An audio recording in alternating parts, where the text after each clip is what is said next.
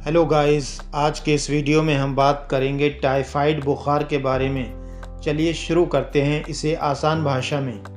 दोस्तों, अगर टाइफाइड की बात की जाए तो यह एक ऐसी कॉमन बीमारी बन चुकी है जिसमें हर व्यक्ति कभी ना कभी इस बीमारी का एक्सपीरियंस ज़रूर लेता है। टाइफाइड बुखार को फैलाने वाला एक बैक्टीरिया होता है जिसे साल्मोनेला टाइफी कहते हैं। यह बैक्टीरिया दो तरह के होते हैं, साल्मोनेला टाइफी और साल्मोनेला पैराटाइफी। यह बैक्टीरिया गंदी जगहों पर होता है, जैसे गंदी नाली, रुका हुआ पानी, सड़ा गला हुआ कचरा, मल इत्यादि।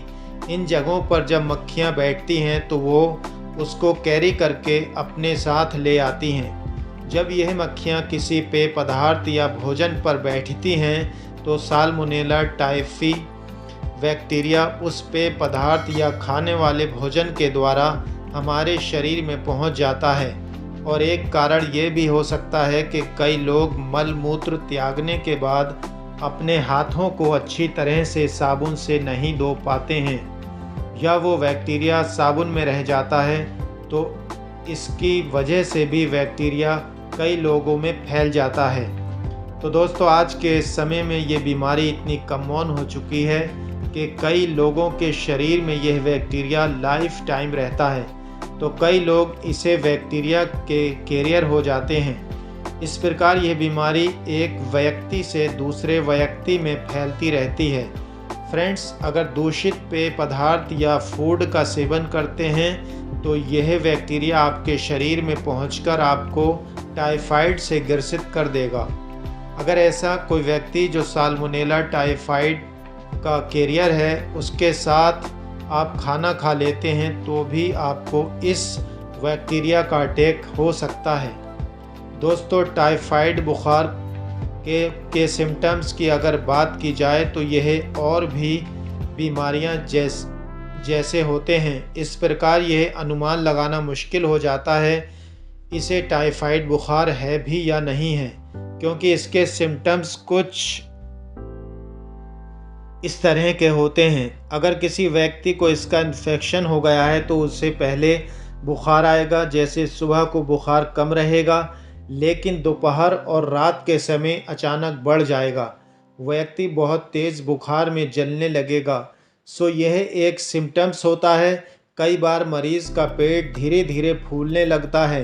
यह इन्फेक्शन धीरे धीरे बढ़ता जाता है और उसके साथ साथ कॉम्प्लिकेशंस भी बढ़ते जाते हैं। उसको सूखी खांसी के फंदे लगने लगते हैं और धीरे धीरे पेट में दर्द भी होने लगता है, क्योंकि साल्मोनेला टाइफी आपके लिवर और तिल्ली को इन्फेक्टेड करता रहता है। धीरे धीरे आपको कब्ज़ की शिकायत होने लगती है, क्योंकि यह बैक्टीरिया आपकी आंतों, लिवर और तिल्ली को नुकसान पहुंचाता रहता है, जिसकी वजह से यह प्रॉब्लम पैदा होती है, जिसके कारण व्यक्ति को वजन कम हो जाता है, उसको भूख नहीं लगती है, दिल पे घबराहट होने लगती है। इसके अलावा जी मिचलाना और उल्टी की भी शिकायत हो सकती है। तो यह क्लिनिकल फीचर्स हो सकते हैं जिन्हें आप देखकर भी डायग्नोस कर सकते हैं। चलिए दोस्तों, अब जान लेते हैं इसके टेस्ट के बारे में। हमें टाइफाइड बुखार आने पर कौन सा टेस्ट कराना चाहिए? ज़्यादातर डॉक्टर्स वाइडाल टेस्ट तो लिखते हैं, लेकिन मैं आपको बताता चलूं दोस्तों, टाइफाइड का पता लगाने के लिए वाइडाल टेस्ट सफिशिएंट नहीं होता है। कई बार वाइडाल टेस्ट निगेटिव आता है, लेकिन लोगों की बॉडी में टाइफाइड का इन्फेक्शन होता है। तो जो वाइडाल टेस्ट होता है ये 100% एक्यूरेट नहीं होता है। दोस्तों, टाइफाइड फीवर का पता लगाने के लिए कल्चर टेस्ट होता है, जिसमें ब्लड कल्चर, स्टूल कल्चर यानी टॉयलेट की जांच और पेशाब की जांच की जाती है। तो यह सब कल्चर होते हैं और इनमें एक्यूरेसी ज़्यादा होती है, तो आप कल्चर की जांच अवश्य कराएं।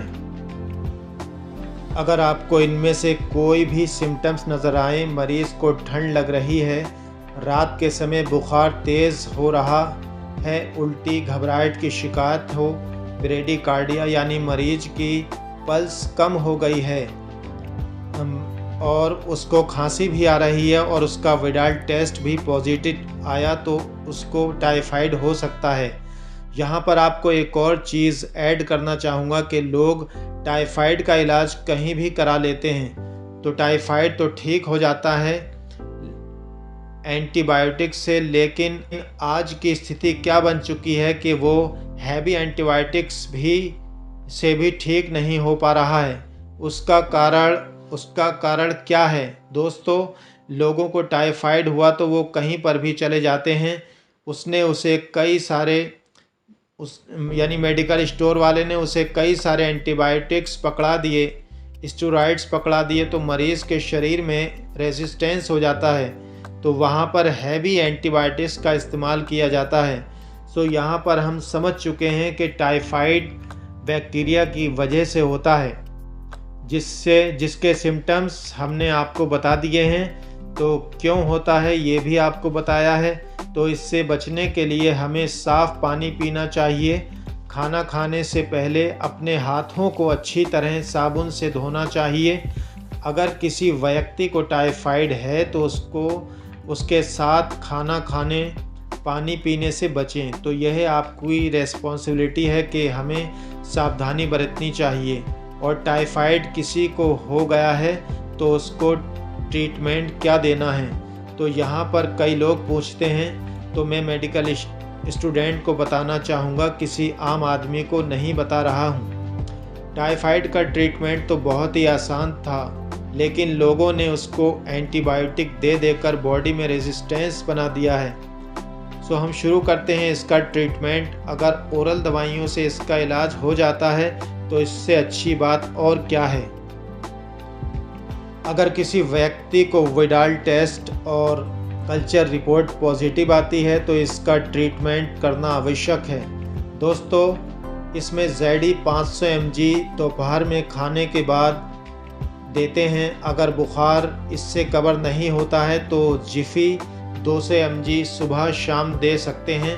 अगर आपकी उम्र 18 से ऊपर है और वज़न 50 किलोग्राम है तो दे सकते हैं। फीवर को डाउन करने के लिए आप डोलो 500 mg या डोलो 650 mg का भी इस्तेमाल कर सकते हैं। इसके साथ साथ हम यहाँ पर गैस्ट्रो रेसिस्टेंस टैबलेट जैसे पेंटाकाइंड 40 mg जो सुबह को सिर्फ निहार मुँह दे सकते हैं, और इसके अलावा एसिलॉक 150 का यूज़ भी कर सकते हैं। यह दिन में 3 टाइम दे सकते हैं।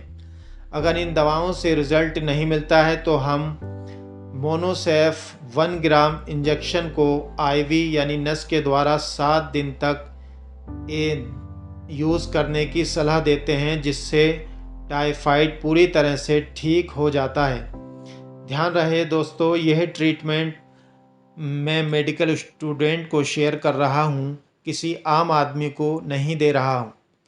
दोस्तों, आप खुद से दवाई ना लें, किसी भी मेडिकल चिकित्सक की देखरेख में दवाई का इस्तेमाल करें।